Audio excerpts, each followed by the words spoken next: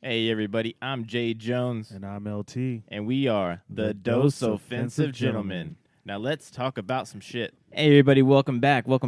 Today we have a special guest today because we have a special episode. So we have VC here with us. We're going to talk about jiu-jitsu and everything to strangle you with. Or really to choke you. It's not really strangle, right? It's choke. Yeah, technically, they're the same thing. Okay. Yeah, Sure. It really depends if you're a whiny bitch or a man of whether you're being strangled. me. Or are you being choked? I felt assaulted. That My neck is so offended. Yeah, that motherfucker choked me. Or He strangled me. Oh man, yeah. But before we get into that, for this segment of Bartender Weekly, we have Maker's Mark. Maker's Mark Bourbon. Now, before we get too deep into it, this is already kind of a mainstay on my shelf. I use this in as a primary in my cocktails, especially my old fashions. Oh yeah, absolutely love it. This one in Knob Creek, which we've had on the podcast before. So, a few things with Maker's Mark. So, Maker's Mark has a what is iconic with the Maker's Mark? the wax. The wax, right? So like that's the thing. That's the iconic thing, right? So a few things about at Maker's Mark, each bottle is said to involve the 4 W's: water, wheat, wood, and wax. The red wax resting on the top of every bottle of a Maker's is a time-honored tradition that dates back to 1958 and the very first bottle the distillery ever sold. The idea came from Margie Samuels, who founded the distillery with her husband. The marketing brains of the operation, she came up with the bottle design for Maker's Mark, as well as the idea to dip each bottle in wax. At the time, bourbon was seen more as moonshine than a connoisseur's beverages today. The design and detail that went into Maker's Mark design were part of what made it stand out against the competition. The first bottle was dipped using wax heated in a deep fryer on the Samuel stove. So that's like some moonshine stuff, right? Right. The formula for Maker's Mark wax used today was developed by Tom Hammond in his garage. See, more just like... Was there a trailer park involved as well? Well, it is Kentucky. I don't know. We're about halfway through this article. It may come up. It took 6 months and a lot of trial and error for him to create the iconic wax. One important feature of it, it will only melt at 350 degrees in a trailer park in North Carolina. No, I'm kidding. But it will only melt at 350 degrees, so there's no risk of it melting after it initially dries on the bottle. That could make for some messy bottles if it got warm in transportation at the house. While even the most casual whiskey drinker knows that Maker's Mark has red wax on top, most people don't realize that each bottle was hand-dipped. Dippers stand near the end of the bottling line and hand-dip each and every single bottle. In his prime, Bill Samuels Jr., the son of Maker's founder, said he could even tell who dipped each bottle by looking at it on the shelf.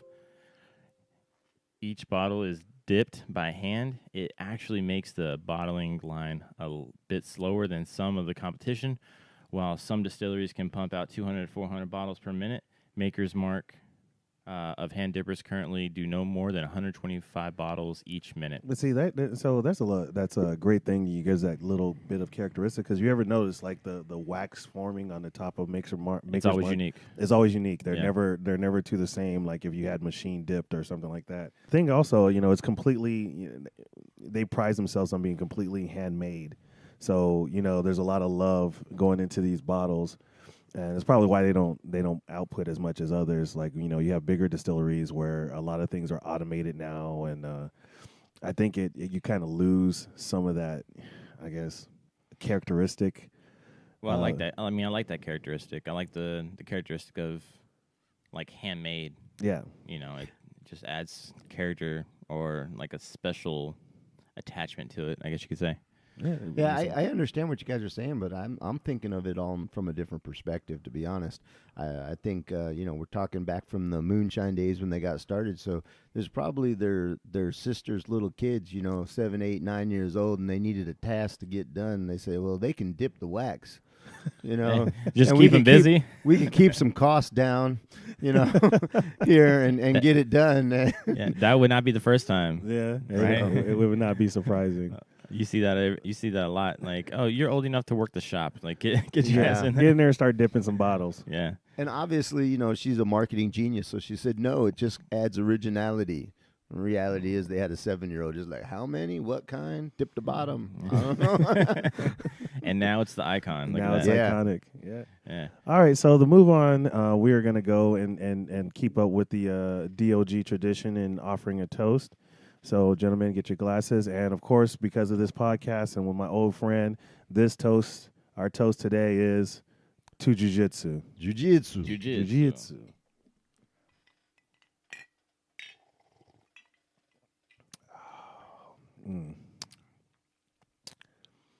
That's some good bourbon. It is really good bourbon. It is. I mean, you mentioned earlier, you know, you like to use it with old fashions and stuff, and it's a great mixing whiskey. I actually like one of my favorite drinks is whiskey sour. I do it the old fashioned way with the raw egg, everything, and I'll tell you, my two favorite mixings for it is the Maker's Mark is definitely one. The other is not that I don't know how you guys feel about mixing other whiskeys into the conversation, but the Jameson Select. No, we're we're here to talk about drinks. So. we don't get paid for this. Yeah. Okay, This so is We have not- no obligation. We're not being sponsored by Makers or anybody else, so we'll talk about whatever the hell we want. So yeah, those are my two favorite for that. And I mean, obviously there are some better, smoother whiskeys and other things to use, but I really like the flavors in those. They're strong, but not overpowering, and it's really good. And you know, this is nice too. This way, just like this. Oh yeah, Yeah. I mean, and plus we got a nice spread, which actually adds to it. yeah. Which thanks. We have LTM. exquisite meats and cheeses. Yeah. Yeah. It's straight from the deli. I'm told white people like cheese. Yeah, we do. I ate the shit out of some cheese. I'm not gonna lie. I got like 3 packs of string cheese in the fridge right now. Yeah, and that craft stuff in the can. You can't get more high quality. Oh, Lord. Cheese whiz, straight to the mouth. I don't need no crackers. That's right. Oh man, Was that the sign? Crackers love cheese. Yeah, crackers love cheese. And welcome to Dos That's Offensive a Gentlemen. Alrighty. All right. So what we're doing again today, this is going to be a special episode, and we're going to talk about a big pastime, or not even a pastime, a way of life for us, and that is jiu-jitsu. So with me, just a quick little background. VC and I are both black belts in Brazilian jiu-jitsu, and we've done it for quite a long time. Matter of fact, VC is the one who got me into doing jiu-jitsu. Many years ago. Many moons ago. And it's been a part of our lives ever since. It's been and it's grown like a family. Like because over the years, you know, we've added to the family as we go along, as we start infecting people with jiu-jitsu. And you know, to me, like, you know, some people say it's a hobby or it's a sport or whatever, but it's a lifestyle. It's because once you get bit with it, you know, you just everything starts revolving around jiu-jitsu. Absolutely, it does. And as far as it being a lifestyle, there's no other way to really describe it, especially after you've done it as long as we have. You actually start to find that what jiu-jitsu is kind of changes over the years and time and everything else. And, you know, another close friend of ours, one of our family members, so to speak, is actually going through one of those changes right now, even where he's transitioning from a high-level international competitor to instructor, teacher, and, you know, writer of his jiu-jitsu journey kind of thing. So it changes along the way. The fact is, you can't be a high-level competitor forever. It just doesn't happen. Eventually, you turn 80, 90 years old, you know, there's 25-year-old black belts out there, and you're not going to beat them. It's just, it happens. Eventually, it happens. I'm going to try, Sonny. That's right. and maybe you take a different approach to what victory means. Does it mean, okay, yeah, I might not have been able to submit that 25-year-old black belt, but, you know, he didn't submit me either, so we're okay. Yeah, I survived the roll, so Yeah, we're good to go. Really turns into this, okay, he mounted me and pretty much could have did what he wanted, but he couldn't choke me. He couldn't finish it. Yeah, couldn't finish it. So you find some small justifications in that, but sometimes you have to take a step back and say, yeah, I'm not the same person I was 30 years ago. No. And jiu-jitsu takes on different meanings at You different know, times. and you say that too because I'm going through that same sort of transition where you know me. I used to be like the mad dog. I wanted to go out there. I'm gonna enter every division. I'm gonna go. As many things I can. I'm just gonna be. I just want to get on the mat. I don't care what's out there. You can put a dinosaur on the other end of the mat. I'm gonna freaking choke it. And it's hot. Really hot. Always firing, ready for the next competition. And then I started getting older. Yeah. Well, so before we start getting too deep into the stories and everything, how long have you two? Well, real quick before we even get into that, the dynamic here in this conversation is me, Jay Jones, being the complete rookie white belt that I am, meaning I'm the lowest common denominator at this at this table. You are practice. Yes, I am. I am practice for the fish. Like I can't even fight the fish yet. Right, I'm the warm up for them.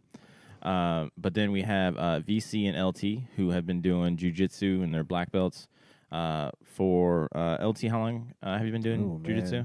How long has it been? I started in 94, and then I met you in 96, 97? No, I think it was later. I think it was about 98 or so. Maybe, yeah. Or 99. 99. 99, yes, yeah. 99. 99 is when I met you.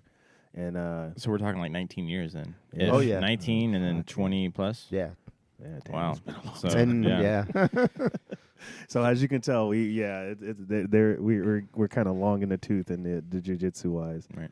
So also for those who don't really know what Brazilian jiu-jitsu is, how would you define jiu-jitsu on? Well, I want to ask you on a technical basis, what is it, and then also kind of like on a philosophical basis, like what kind of things have you learned from it? Okay, I guess I can start.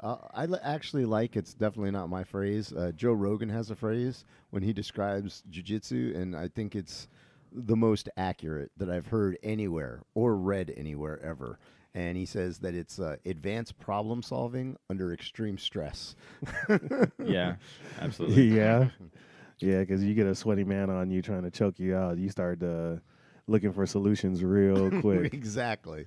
So I guess I'll give a quick little background on Brazilian Jiu-Jitsu. I know a lot of people are probably aware of it because of things like the UFC and MMA and stuff like that, and how the Gracies came over and pretty much revolutionized the martial arts world.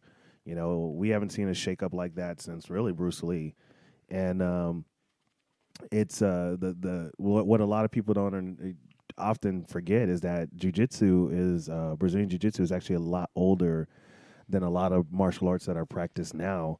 It's actually older than Taekwondo. Taekwondo was founded in the 1950s. It's older than Aikido.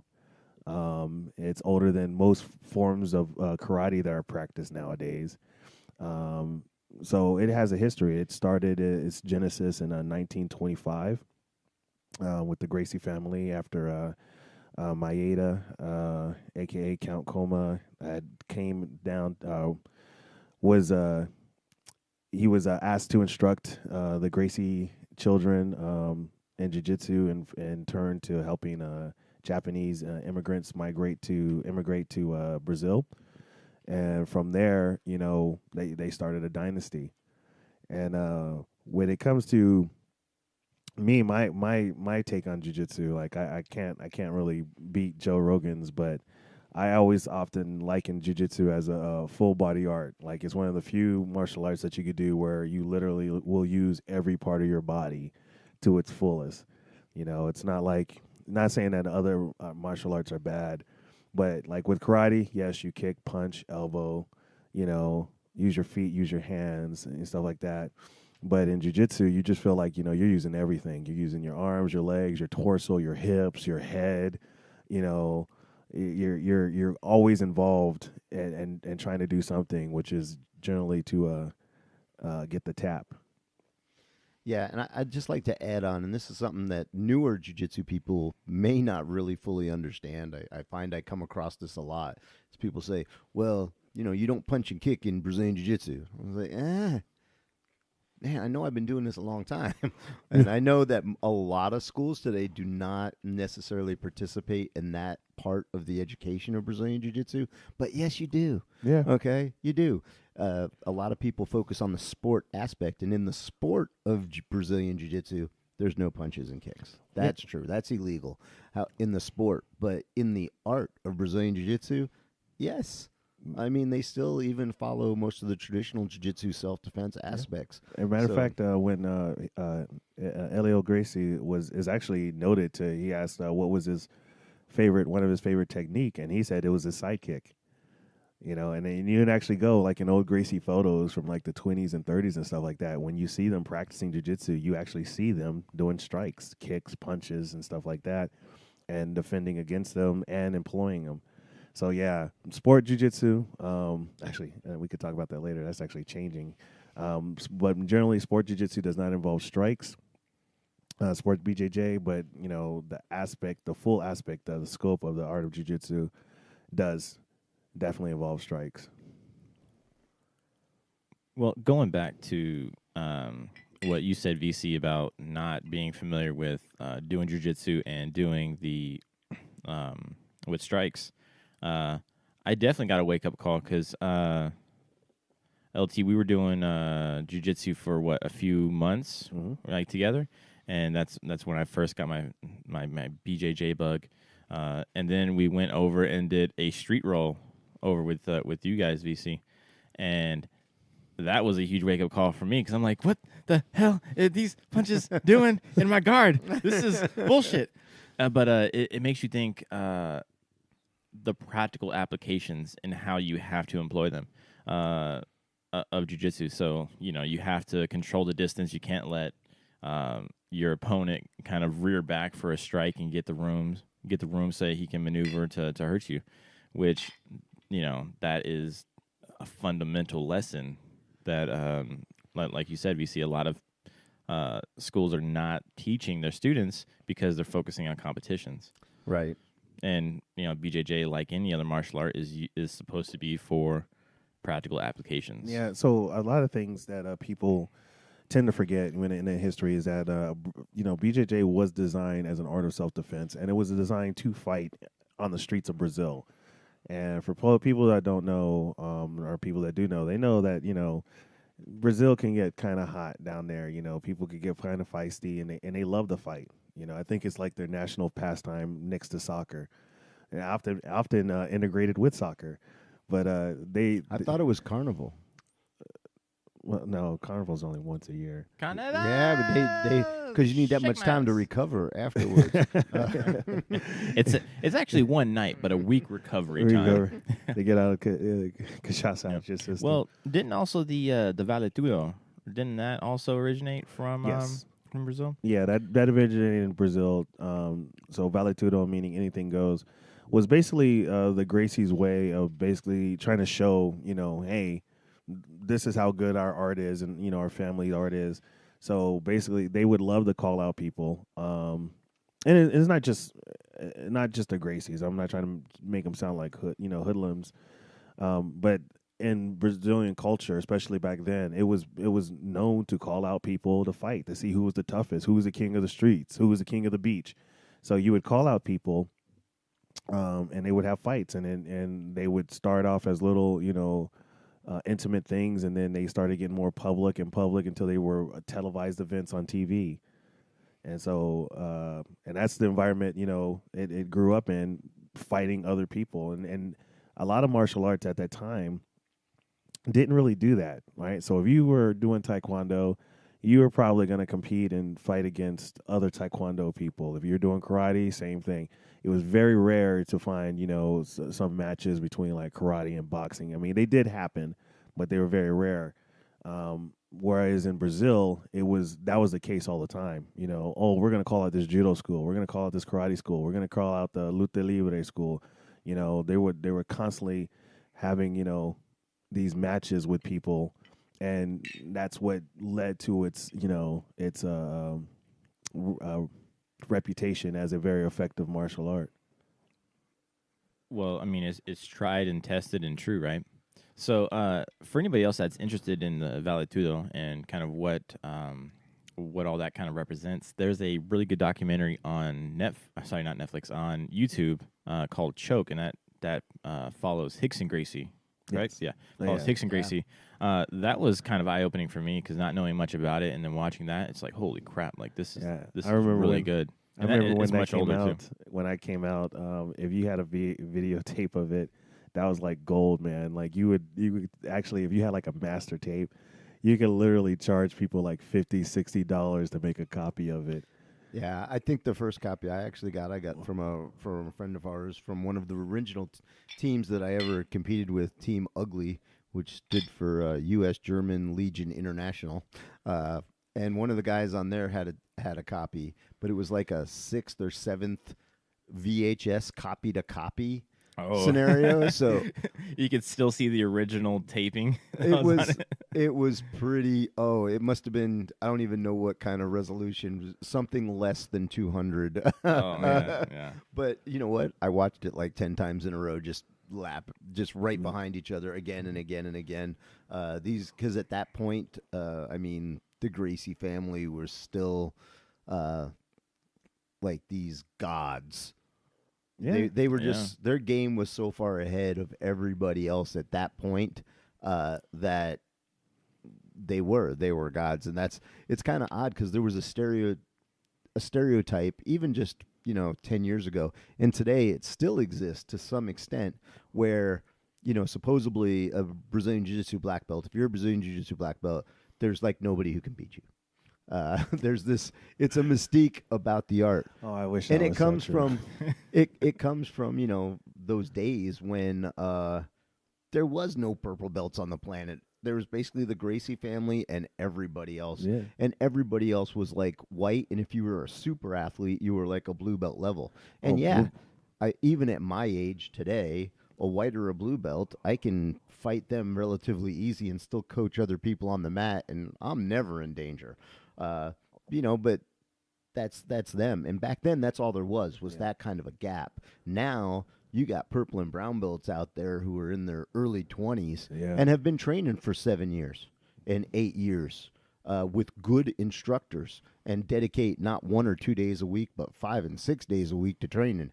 And these guys are dangerous. And I'll tell you, I don't care who you are as a black belt. You could be current world champion as a black belt. You get one of these 25-year-old lions in your gym, purple or a good purple belt or a brown belt, and he's got a chance, a real chance. You better not sleep on him, because you'll end up waking up literally. Yeah. And you'll literally sleep. That's true, because I remember when I started too, and white belt. Now, granted, I got my blue belt really, really quickly. It came pretty quick. It also was not your first martial art, though. No, either, it wasn't. Right? So you had previous martial art experience. Yeah, by the time I started jiu-jitsu, I was already a black belt in judo and actually several forms of karate, and I was a goddamn ninja. I used to do Bujinkan and Genbukan ninja arts, so I was a nerd. Anyway, but when it was so rare to see, like, if you saw someone with a blue belt, they were like, oh, at the time you had blue belts opening schools. That was the standard. In fact, there was a lot of talk way back in the day, and I'm sure there's people out there who can remember when people used to make the comparison that a BJJ blue belt was the equivalent to a black belt in any other martial art. Yep. So that was very common. That was a common statement. So blue belts were open in schools everywhere. I opened my first school when I was a blue belt. Yeah. Matter of fact, because what led credence to that saying is because you would actually you had a BJ Penn as a white belt entered into a judo tournament and in the black belt category as a white belt and won. He submitted everybody. That dude's beast mode. Yeah, but so you see this guy come in as a white belt, and he's submitting all these black belts and stuff like that. And you would see, a lot of people, because they didn't know jiu-jitsu, they didn't know the ground grappling, even though grappling has always been a part of the martial arts and it was known.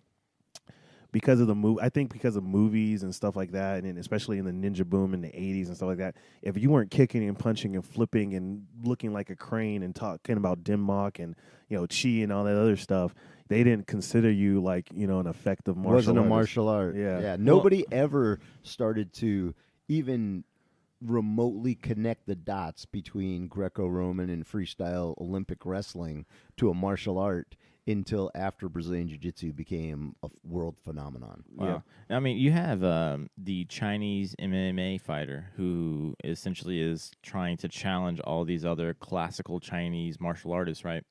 He's been on the news. We talked about him before, LT. And he's getting a lot of flack and a lot of negative attention because he's like open challenge to any master of these disciplines in an actual UFC-style fight.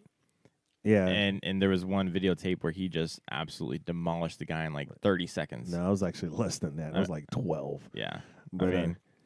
But, the problem, and the reason that those things came about is because, so I always say I always tier my martial arts.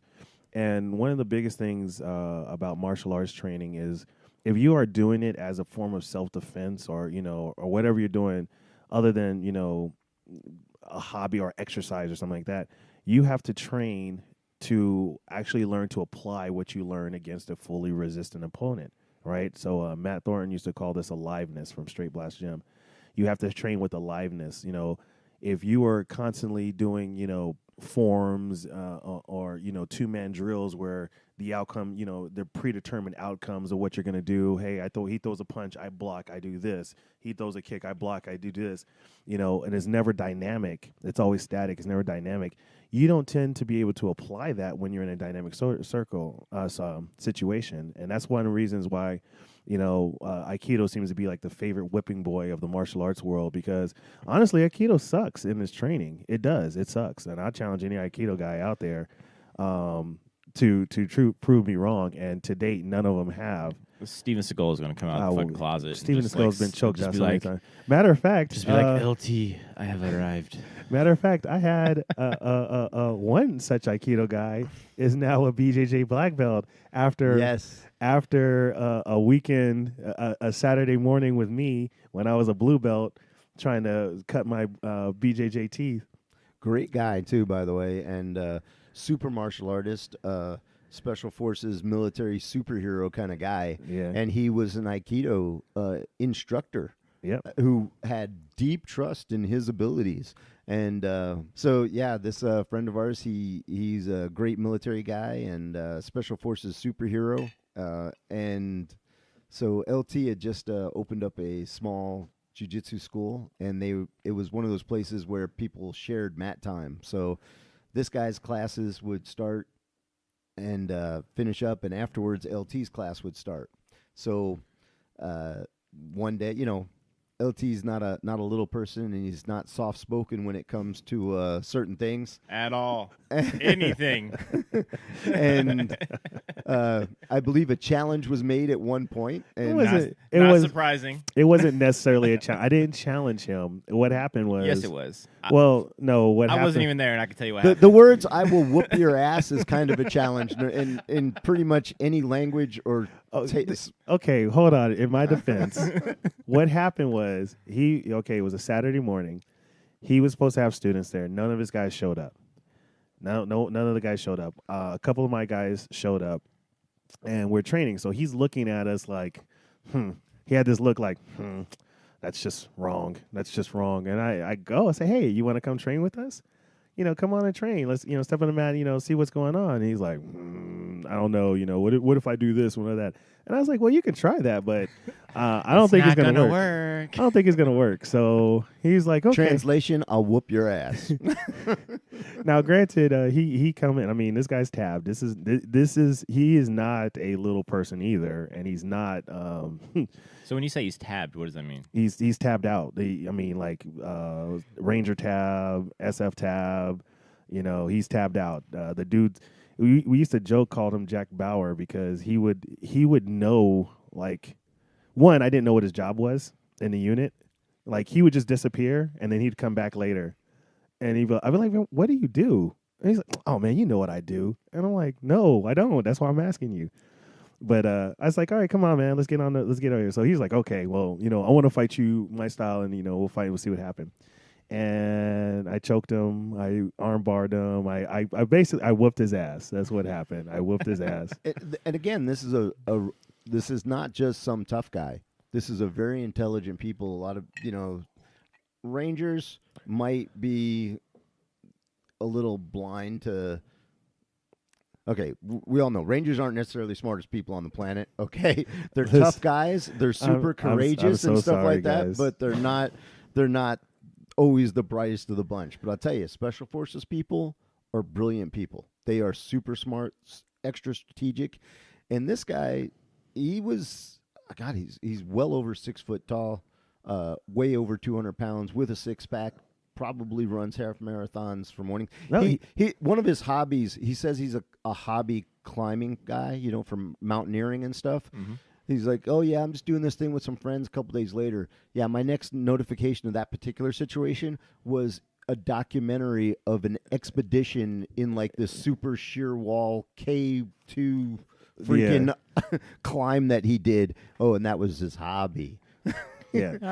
I just do this to stay fit. Yeah. I mean, dude's but- like a superhero. Literally, he is a Captain America character. He is next to me. I am the Captain America. But no, so what that actually fell back to, going back to what we were talking about, is that when you train, when you don't have that resistance, that pressure, that aliveness in your training, you're not. A lot of people find themselves at odds. They don't know what to do when there's resistance, and I see that a lot with like a lot of keto guys and a lot of kung fu guys and stuff like that. They don't actually train against someone who is is fighting back. And maybe using techniques like when jiu-jitsu, you're actually taught to learn to deal with techniques. We say yield to techniques that are whatever it is, doesn't matter. It's a kick, a punch, a choke, a hold, whatever. And learn to solve that problem. Look for a solution. A lot of martial arts out there, they've gotten better now, but a lot of martial arts, especially at this time, they didn't do it. So when something happened, they were lost. And I guess the Gracie in Action video series highlights that a lot, where they went out and they were fighting all these guys, Hapkido guys, Taekwondo guys, karate guys, and they just took them out of their element, and they didn't know what to do. They were lost. Like, oh, okay, there's, I remember the Hapkido guy, the Hapkido guy was like, dude was flexible, he was fast, nice kicks, everything like that. And I believe in his head, he was going to win that fight easily. Like, that wasn't even going to be a challenge. And the first match with him probably went like 10 seconds, and he lost. And then who did he go against? He was with that was with Horian Gracie at the time. Okay. And so he comes back and he does a rematch. And he's like, all right, I want to go again. And, again, second fight. Same result. Same result. And it is because they don't, you weren't trained, and I can attest to this too, growing up.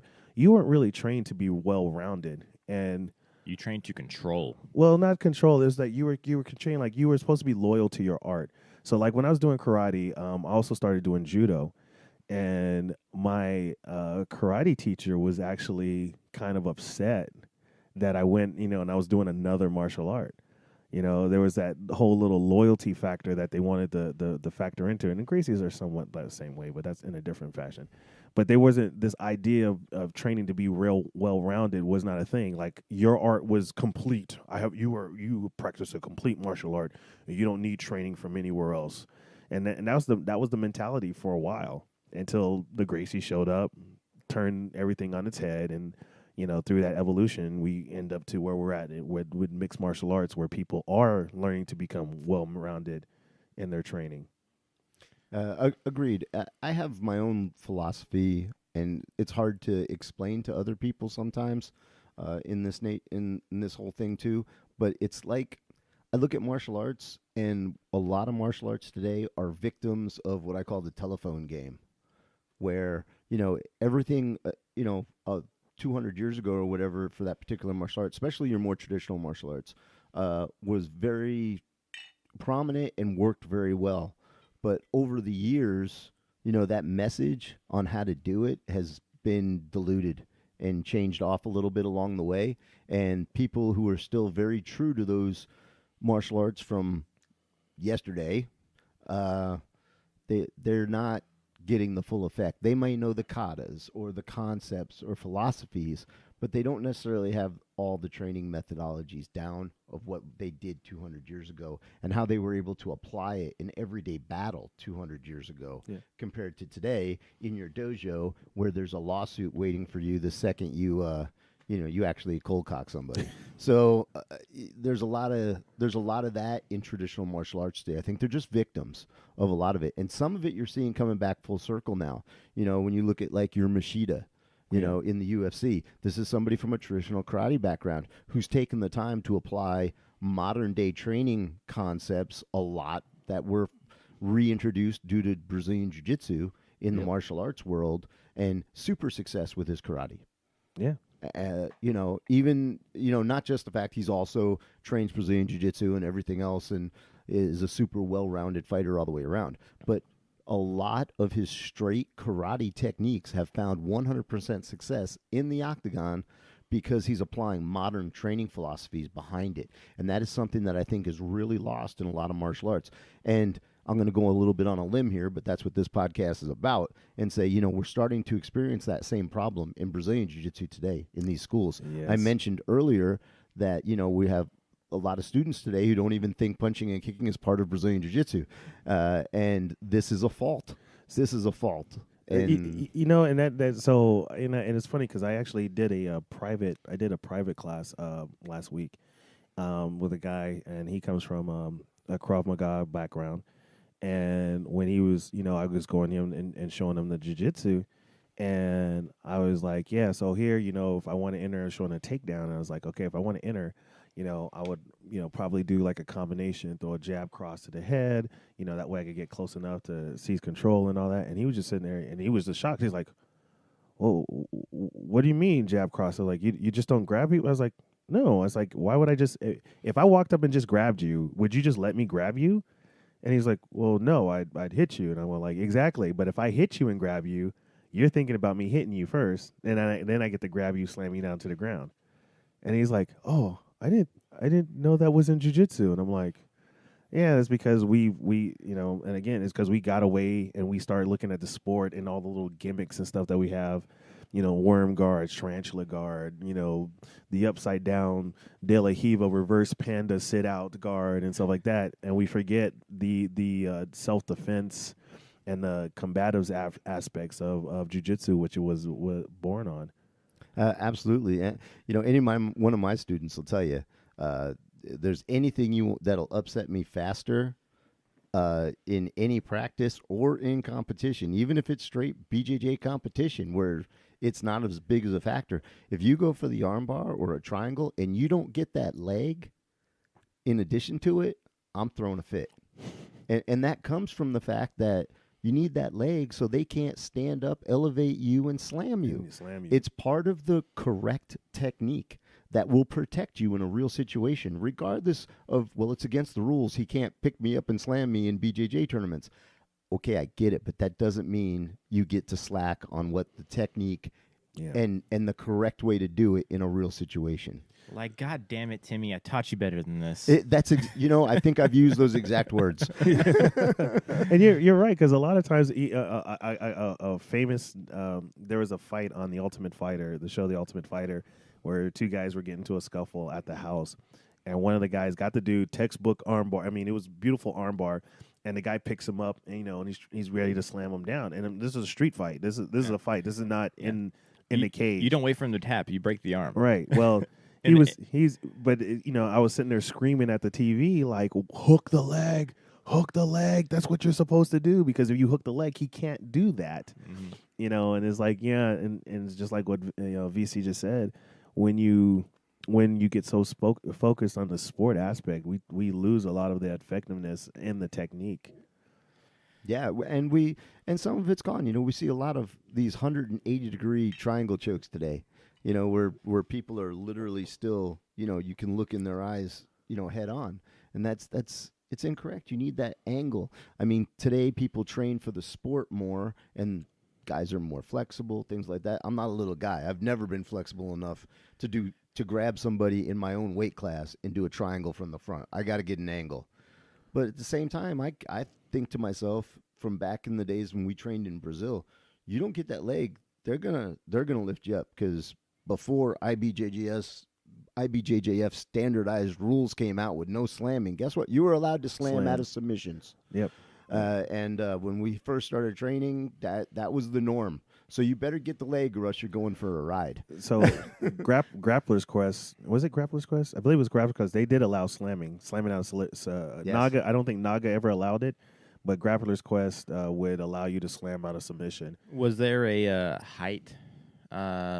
It couldn't be a maximum height limit or anything like that? I couldn't pick them up all the way over my head and slam them down. It had to be at least from like waist height. Okay, so no power bombs, Yeah, but you okay. could at least like waist and drop Yeah. them. So if I got up my waist and I drop you down, something like that, pretty hard, or I could like hop and boom, drop you down. Yeah, because I've seen That's some fine. really, really brutal jiu-jitsu tournament disqualifications. They have them all over YouTube. And there are some ones that you're like, holy fuck, that dude's demolished. Like he's not getting up like in anytime soon. Well, we I think we got one of our guys on that highlight. Actually, one of my students at the European Championships several years ago. We don't need to put any names out there, but he actually made the main picture of the IBJJF website after being DQ'd for a slam. Do not do this shit. Yeah, Yeah. He was very upset with himself. It was just one of those situations, and again, it's where the rule set can become very frustrating, especially for the way we train in my schools. I really push my guys to try to finish fights and everything else. Yep. I'm a real big fan of the current submission-only trend that's going on right now. In fact, there was a smaller submission-only tournament just yesterday, and I had several of my students compete in it, and we did very well and had a good time. I think our the training style that we have in my academies really fit to that well, and so we found success. But in his case, he had a guy who was one of those point seeker kind of guys, and the guy scored 1 point on him, or an advantage. It was only an advantage point, and they're 4 minutes into their 5 minute bout, and the guy just was completely like dug in like a tick in a guard, and my guy was trying everything to just break the guard open even. Mm-hmm. And eventually he got frustrated, and he just said, I don't care. I'm getting out of this guard. And he stood up and he jumped forward. and we were both on the sidelines, and we were like, no. It was a big slow motion moment, but disqualification was the result. Well, that's something I also want to get into. So we talked about the technically what is jiu-jitsu on like a grappling martial art level. So we have the practical applications of the martial art, which is the street fight, the finish the fight, the hook the leg, all that stuff. Then you talk about the competition piece of it. So when you talked about points and advantages, can you explain those a little bit? Sure. So a point is scored based on, with the IBJJF, which is like the 10,000-pound gorilla of the rule set. There's different variations all over the world, but the core stuff comes out of what they pretty much have produced. And basically the way it works is anything that would give you a position that would cause you to be what we would call a dominant position in the fight, i.e. I have more weapons to bear than you do at that situation, that gives me the upper hand. I would score different point values for that. For example, if I were able to pass your guard, I am then in the dominant position, side control, and that is worth X amount of points. If I get the mount, where in a real fight, guess what? You're really screwed, because now my elbows are coming down, things like that. I would get a lot of points. And, of course, if I have your back, where you have 0 weapons to attack me and I have all my weapons to bear on you, I would get a lot of points for that. So that would be the full point area.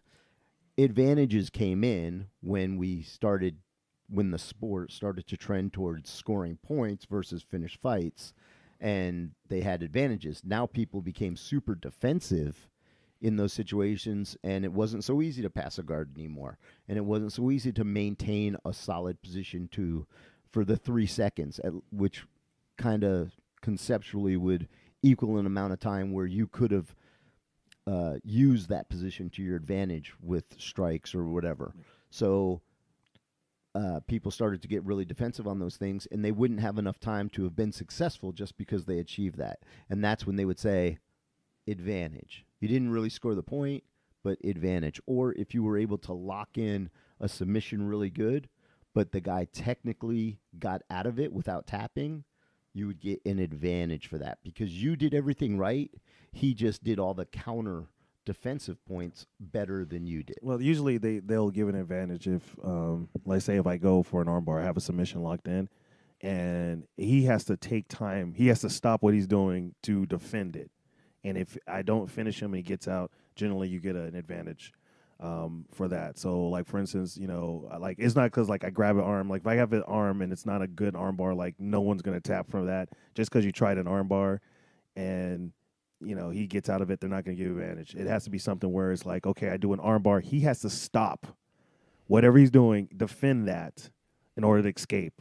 And if he escapes from that, then you know, advantage. And in some places like Naga, they actually award points for that. Yeah, exactly. Depending on the rule set. Like I said, there's the core 80 value that kind of goes into it, and then there's the 20% of outlying rule sets that are slightly modified. Again, Naga's a little bit different, ADCC is a little bit different. Yep. Grappler's Quest is a little bit different. Okay. EBI is a lot different and a lot better. Just saying. So we talked about the technical piece, the competition piece, the scoring systems. So I'd like to know what kind of philosophies or life lessons you two have learned from jiu-jitsu, kind of like a value system kind of thing. Wow, the first thing I learned that's really actually changed my life is there's always a way out. There's always a way out, no matter how bad things look or feel or anything else. Sometimes you got to take a deep breath, suck it up, and think about an intelligent way to get yourself out of the problem. And jiu-jitsu has taught me how to do that faster and more efficiently than any other problem-solving skill I've had in my life. Well, I would like to say that jiu-jitsu's taught me deep humbleness and how to center myself and look inward and align And the lie detector determined that was a lie. That's true. You know what? And to be honest, that's like one of those things I actually question because jiu-jitsu is a very humbling martial art for people. Like, if you weren't used to, like, it's easy to be really arrogant and confident in karate, like point systems or taekwondo, where you're playing point, a tag game. And jiu-jitsu and even judo, you in wrestling and most grappling arts, you can be humbled real quickly. You can have someone tie you up into a knot and, like, you know, make you their bitch. That doesn't happen to me too much. And honestly, it never really did. You know, if I got tied up into a knot, it was usually someone much higher level. So that always bolstered my ego. And I always have a colossal ego anyway. But the thing I learned from jiu-jitsu, aside from there's a solution, is basically is to adapt. I sort of paraphrased or stole a saying from a manga, of all things. I already admitted I was a nerd. Where I constantly say, we don't train jiu-jitsu to win a match. We train jiu-jitsu so when we fight, we can win using jiu-jitsu. You know, and I think that speaks to the adaptability and effectiveness of the art. And to put that into my everyday life, you know, I apply that by, not choking my coworkers, but that is also a lie. Okay, I choke my coworkers sometimes. But I do that, like, you know, sometimes we have a job where we will, there are a lot of barriers, a lot of things that will come up, a lot of changes that happen, you know, and sometimes you have to react to them, you know, really quickly. And I'm not as stressed by them as I've noticed some others are, because, you know, I'm always thinking, well, in jiu-jitsu, you know, you got to deal with it. You can't just sit there and cry about it. You know, you got to find a solution, or you're going to tap. Now, there's something that I've talked about jiu-jitsu in a previous podcast, very, very briefly on, was in modern day society, we don't really have the epic coming of age type quest that we had, the ages of old, right? I mean, Vision Quest. exactly right. Yeah, to where there's really nothing challenging individuals today.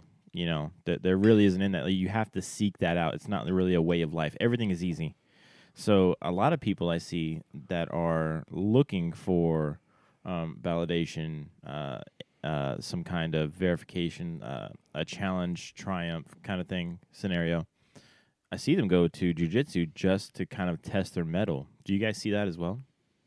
Yeah, I do see that, and you actually do see it more and more today as a good, healthy outlet to, I guess, channel your testosterone or just to challenge yourself, because we don't have those epic adventures anymore. This jiu-jitsu is a way for people to, do battle in a safe environment. They get to go out there and test themselves, pit themselves against another human being who is trying to win as much as they are, and just see how they hold up. And I think that does wonders for people's psychologically. I agree. I do think that it's out there. I don't necessarily, at least in my academies, I've not witnessed anybody who came to my academy specifically with that kind of concept in mind of, I want to overcome something that I've not been able to before or anything else. However, I have witnessed probably in way more than 50% of my students an enlightenment of that success story. Even though they weren't looking for it, it took place. And it happens, I think it's more common today for it to happen a little bit later in life than when I was a teenager. Coming of age was 16, 17, 18 years old. And today we don't have a lot of milestones in those age categories. So either it doesn't happen at all, or people find it more accidentally. And a lot of my students, younger students, early 20s to late 20s, have found that through jiu-jitsu. And I get emails all the time from former students who said, jiu-jitsu changed their life and helped them be able to figure out a lot of things in their life outside of jiu-jitsu. And that coming of age story, jiu-jitsu was that tool for them. Well, I did have guys walk into the academy and actually come up with say, hey, I want to challenge myself. I want to try jiu-jitsu. And I'll give you this quick little story of one kid. He shows up, and I actually thought he was a student of my friend. I was actually at his school, teaching out of his school, and he ran his own classes out there too. And this guy is showing up, and on this day, we had this day I call Fun Day. All right, it's very much like the street jiu-jitsu class you went to, but with Fun Day, we have the added benefit of things like shock knives and batons and padded batons and things like that. It's pretty much an all-out brawl, and I always say, well, it's not really all-out brawl. It's really organized. But I use this as a way of saying, our training and showing my students, like, this is you getting to see feedback, like this is how you get to understand how good you've progressed over the years, how good you can perform. This is not for me, and I call it Fun Day because everyone tends to have a blast. So he shows up on Fun Day, and he's like, yeah, I'm going to take the class. And I want to try this, I want to challenge myself. So, okay, I bring him in, and in Fun Day, there's no quarters given. You step up on that mat, that's it. You're in the fight, okay? Whatever the scenario is that I put out for that day, you're in the fight. And he comes in there, and he gets the holy hell beat out of him. It's, big time. And he got a cut. And he was bleeding a little bit, not serious or anything like that. And I'm thinking like, oh shit, man, I just lost this kid. This kid's gonna never come back, and he's gonna be like, oh, when he see a yelp like, don't ever go here, and stuff like that. And he, at the end of the class, I was talking to him after in training, and I was like, how do you feel? Trying to get fit back, and he was just like, this is awesome. This is better than I ever imagined. He's like, this is exactly what I was looking for. I was like, I just wanted to know how I felt, how I could challenge myself, and how would I do in a fight, and, if I could stand up for myself and everything. And he's like, I want to do this some more. I want to keep doing it. And now the dude's a freaking beast. You know, the kid's a beast, and I mean, he was the little nerdy kid that came in, and now I put him against a lot of top people. Well, I mean, you said something. You know, I wanted to see how well I do in a fight. I feel like that's a very common challenge or idea, and especially guys' heads. You know, Idea, but very could few I are take him? willing to try. Yeah. Exactly. Like, oh, I could take him. It's like you have absolutely no experience doing that. You would not Jason Bourne this shit right now. Like you would not. But you know, from what I learned from the street roll and everything that I did, I learned that rolling with younger, lower belts was way more difficult than rolling with higher belts. I felt more in danger. Like not, and it's really because the black belts would toy with me. Yeah, I think there's a trust factor involved as well. There was that, absolutely. Like he knows what he's doing. He's letting me get positions. He's letting me kind of explore how to get in and out of these positions. and then we crush your dreams. That's exactly what happened. It's like the board game Mousetrap, right? Yes. I'm gonna let you get halfway through this fucking map, and then I'm gonna strangle you.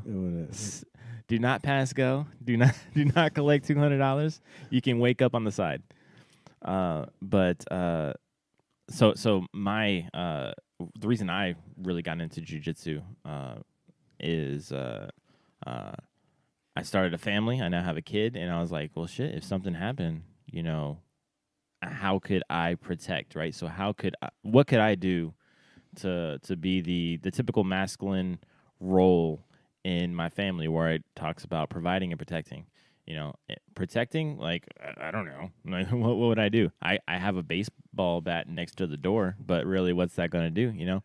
But I can't take that baseball bat everywhere, and definitely wanted to learn more about and have a skill set that I could take with me anywhere and that I can implement anywhere on a, you know, split-second notice.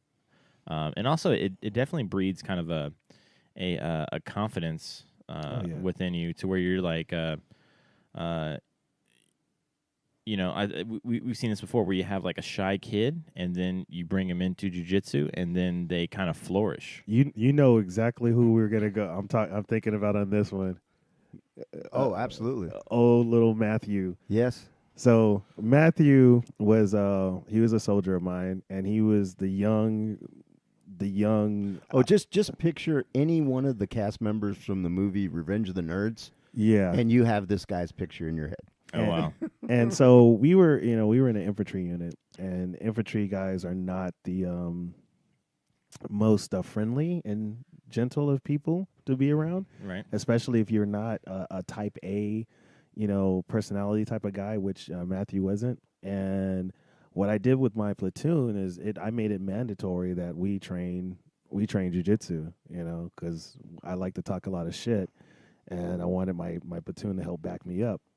And he wanted training partners because back then they were hard to find. That too.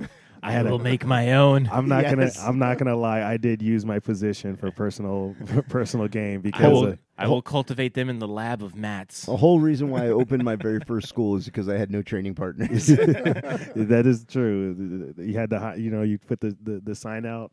But anyway, so we would train jiu-jitsu, and we would actually have competitions within the battalion, and my guys were always tearing up, always on top. And we, you know, Green, he took a real liking to it. Like it hit him like big time. Like it built his confidence. I actually saw the transformation. Like he used to walk around with that little, you know, that young kid slouch posture and hunched over and everything.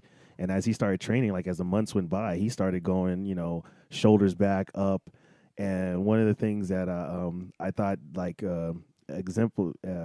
stood out to me how much he was changing and being more confident is another company, a group of guys was talking shit to him, and Green came up, and you know they were talking shit to Green and stuff like that, and Green said, you know, he just answers back, shout out, he's like, man, shut up before I choke y'all bitch ass out, and everyone's like, ooh, because you know he'll do it. It's like, so what happened? So me and Green ended up going to a European competition, the European Open, in Lisbon. And at this particular one, it was really big because this was a rematch between, Jacare. and Haja Gracie. And after Jacare had won With a broken arm. with the World's Tournament the year before with a broken arm. He had a broken arm? Yeah. Yeah, so Haja Ooh. Gracie broke his arm with like 5 seconds left in the fight or 10 seconds left in the fight. Just and because he went and didn't tap. He didn't tap. And then he was ahead on points and kind of ran away for the last 10 seconds and won the world championship. So the next time they met, or opportunity for them to meet and fight again, was the European Open, and that's the time that we were there. Oh, man, that's like... Oh, that was fuck. a big... I have the rematch actually on personal tape. I taped it myself there. Oh, wow. Yeah, so we were in, me and VC were there, and so we're there, and Green, who was he with? He was warming up with someone. Chub. Chub. Yeah, he was warming up with Chub. So Chub and Green were warming up, and the warm up mats were not that big. It was just in a little room out to the side, and a little bit of mats, and it was Jacare and Megaton get on the. And these two are two black belts. They're legends in the BJJ world, and they're warming up on the mat. And there's people taking videos and pictures and stuff like that. There's a crowd around them watching them warm up, and while they're warming up, they get over to where Green and Chub were warming up, and Green turns to him and it was like, "Hey, we're trying to warm up over here, okay? Stop hogging the mat." Right? The two white belts. Yeah. And he's like, "Yeah, stop hogging the mat." And the funny thing is that they were like, "Oh, sorry." They kind of moved out of the way. And they moved out of the way. And I was sitting there like, do you know who you just talked to? And So this guy was at 0 and turned that shit up to 11. Yeah. That's what I'm hearing right now. Yeah. So I was like, "Do you know who you were talking to?" And he goes, "I don't care. They were hogging the mat." I was just like, "Oh, wow." He said, "I don't give a fuck about you." I was like, "Yeah." So Wow. it definitely saw a transformation. And I'm not saying like the kid didn't turn into a dick, but he went from the shy, no confidence to to a man. Yeah, To a man. assertive. And that and I feel like that's missing from a lot of the culture today, and because people don't really have that kind of crucible moment, which we've talked about before. Yeah. And it's not even limited to guys too, because I will even say with my own daughter, who I drug through. Did you cultivate her in the lab for your training partner as well? I did actually. No, I'm not even joking. Like I started because I wanted to start teaching kids. So I made my own. Fuck it. So I was like, okay. I got with my my daughter and found some others that around other kids, and was like, okay, how do I manage kids? Because anyone who's ever taught kids know that's not an easy thing. You got to keep them engaged 24/7. Where you could let adults like drill on their own and go off. Kids, you got to keep them engaged. So since she was 7, I started training her, and now like everybody was like, "Wow, your daughter, she's really outspoken, outgoing. She's very assertive. She's very, very confident." Like one thing, no one will say my daughter is shy. That's not a comment that ever will be linked to her. They will never say that she's a shrinking violet. She will assert herself. She will make herself be heard. And I think I owe a lot of that to her, just training her in jiu-jitsu and her seeing, what she can do and what she can accomplish. And matter of fact, on her first competition, she was still in her early teens, and she entered the women's division, and she took second place against women, grown women. So I was like, yeah, that was a big confidence booster for her. Well, so I'm glad you kind of touched on that. The kids in jiu-jitsu. I recently just had a kid, and I've talked about for the longest time, at least the past 9 months. So all the way up until I found out I was having a kid, I was like, "Oh, gonna learn jiu-jitsu. Gonna learn jiu-jitsu. She's gonna learn jiu-jitsu." Like period, point blank. Because you see a lot of these bullying tactics that happen today, and they happen because you have that dominant personality, the typical bully, and then what I always fear more is the silent, confident person in that scenario. Be like, "Oh, you want to bully me? I'll just choke you out." Well, did you see that? Or shut up before I choke you out, or something. Because at that moment, like, shit, is he going to do it? Can he do it? And you've seen a lot of videos of young young kids. Like there's a video of a young kid at a school being bullied. He ends up grappling the dude, taking him down to the ground, and then arm bars him. Yeah. And then gets up and walks away. Like never to be fucked with again. And that's the exact kind of mentality that I want for my kid. Like that confidence to be able to handle themselves, and I want my confidence in them that I don't have to worry about them on the playground. Kind of like, oh, you got the skills. So yeah, jiu-jitsu definitely breeds confidence. Even if you're not doing well in your gym, it breeds a level of confidence that you can deal with a physical threat. yes, And that is a huge game changer in the way you spend your everyday life. The movie Fight Club came out. I was still a relatively new instructor. I had my school and I was teaching people, and I really connected with one specific scene in there, and that's when he's on the bus and the big tough guy gets on the bus and everything else, and he just looks at the guy and kind of chuckles and laughs because he knows. He's like, that guy probably has never dealt with a real physical threat ever in his life and has no clue, yet he thinks he's tough. right, because nobody's ever really challenged him. Exactly, Right. and he's never dealt with a real situation, whereas you can have a guy who comes into the jiu-jitsu gym and is 110 pounds soaking wet and still, even if he's never tapped anybody, he has a level of confidence of knowing that he can deal with a physical threat because he does it in training every day. Well, Especially- this is where I have a problem with jiu-jitsu right now, all right? Jiu-jitsu is giving too much confidence to the little guy, all right? And I want to bring Big back, all right? Because just like, and I know the scene you're talking about, so, and I get that too. Like, I had someone foolishly try to use that same example when they're like, I'm a big guy. And, a lot of people are like, oh, yeah, you're a big guy, but do you really know how to fight? You probably never had to fight anybody, da-da-da.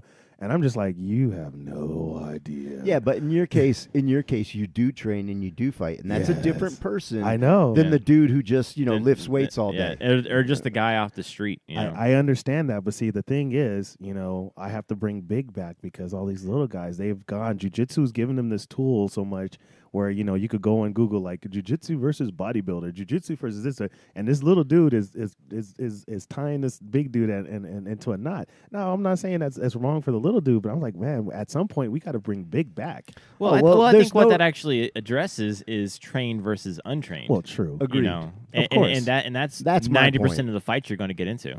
I'm just saying, in the real world. I'm here to advocate for the big guy. Bringing Big back. I'm bringing Big back. Okay. Oh. But what happens when you start drinking more? Yeah, but that is the I want my my child to be the trained one in that situation. Like regardless of size, know how to handle yourself. And if we got to go down that road together, like damn it, we will.